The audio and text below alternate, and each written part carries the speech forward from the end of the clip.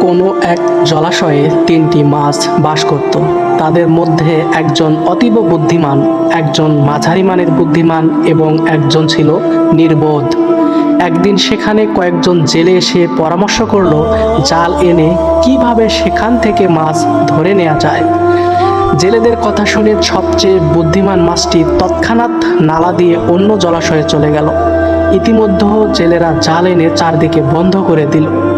দ্বিতীয় মাছটি যখন দেখলো যে সে আটকা পড়ে গেছে, তখন তার অর্ধেক বুদ্ধির জোরে নিজেকে মরার মতো করে পানির উপর ভাসিয়ে দিল।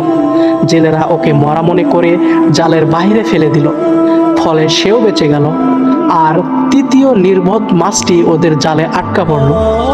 আমরা এই গল্প থেকে এটাই শিক্ষা নিতে পারি যে বিপদে পড়েও যে নিজেকে রক্ষার উপায় অবলম্বন না করে সে মূর্খ।